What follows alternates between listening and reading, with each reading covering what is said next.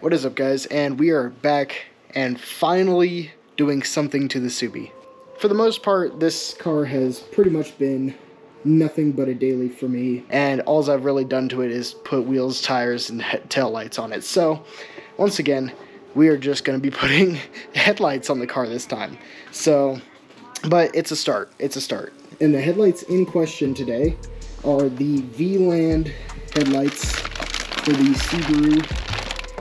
They look really good, and it's got a little bit of a wiring harness to figure out, but from what I've heard and seen, it's not that bad. It's just mostly that you have to kind of tap in to the fuse box to get the DRLs working, and same with the turning signals. You have to kind of piggyback off of the turning signals, but once you get all that squared away, it pretty much runs like butter. Alright, so first things first, we just got a bunch of 10mm right across the top. This is sitting very low, so I might actually lift it up a little bit, but I don't feel like setting up the quick jack, so yeah, we might be seeing some Rhino ramps today.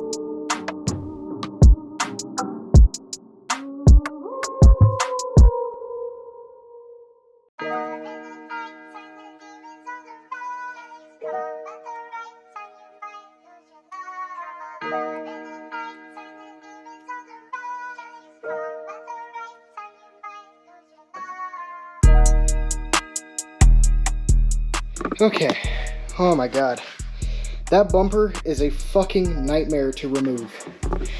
I have to say, I've removed my bumper on my Evo 10. I never had to do it on my BRZ, and on my Fiesta, it's the easiest. The Fiesta is the easiest fucking bumper to remove ever. But goddamn, Subaru, you made this the most complicated bumper to fucking remove.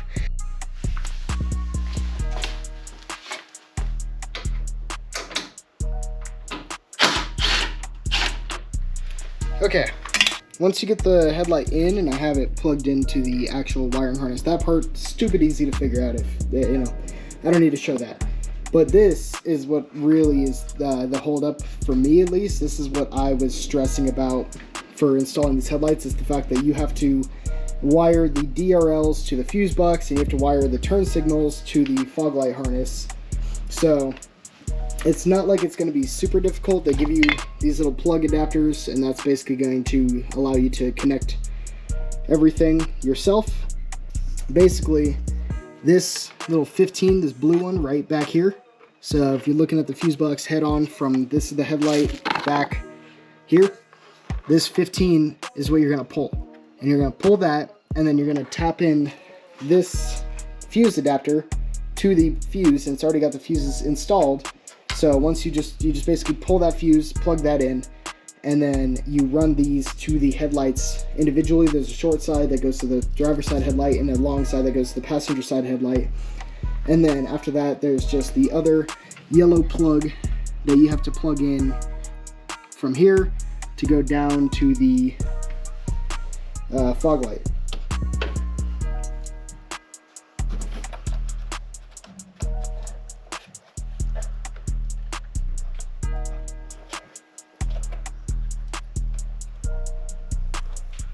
This is the short side, as you can see by how short it is.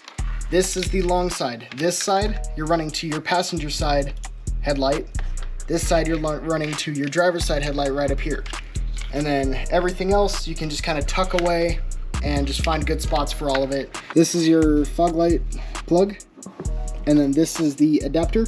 So this side, the female end, is going to plug into this, and then this yellow cable is going to plug into this, and then this is going to plug into your fog light connected to your bumper.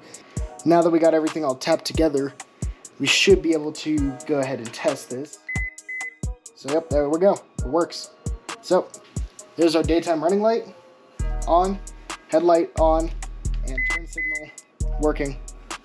Okay, now we got both sides installed, all wired up. So now we are ready to start putting this back together. But one thing I did come into contact with is on the WRX specifically, the airbox comes into contact with this one plug, and that plug basically hits the wall of the airbox right there. So I'm not exactly too certain about that being a common problem, or if that's gonna keep me from fully installing this headlight, but we're gonna just try to work around that. I'm not gonna shave down my airbox or my headlight.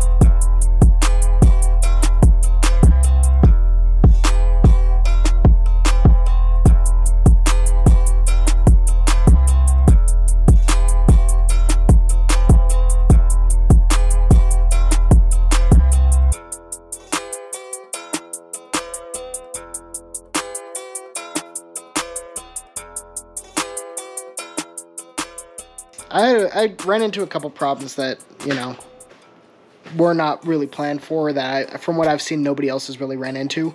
So I don't know what that's about. And of course, there's my dumbass problems where I dumped a whole bucket of push clips down into my engine bay, and I had to get under the car and remove all of them from my skid plate. So that was a fun one. I probably still have some under there, but whatever. I think I found the majority of them. Now that everything's all installed, I'm noticing on both sides, I just have like this little lip where it doesn't quite line up with the fender anymore.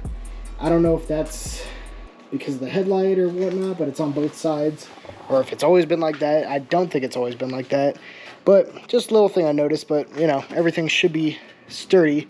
Bumper's still as sturdy as usual. There's a lot of points holding this bumper on. Like, I'm pretty confident about this bumper.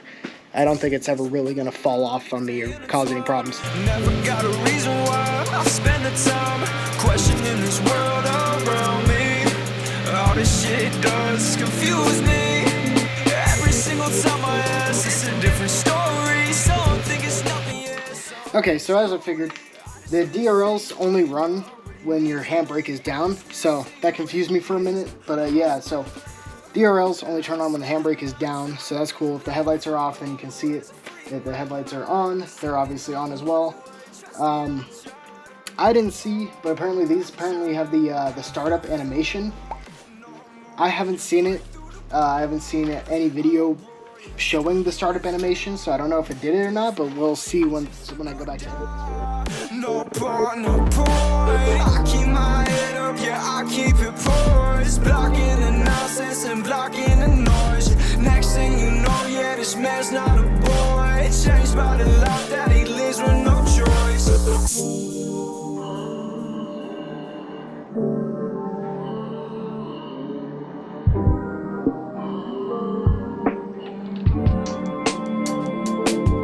Brought down to my knees, down and I see, yeah. Life is a feat, many felt a beat, yeah. Curiosity, animosity, yeah. Feel it taking me, who am I?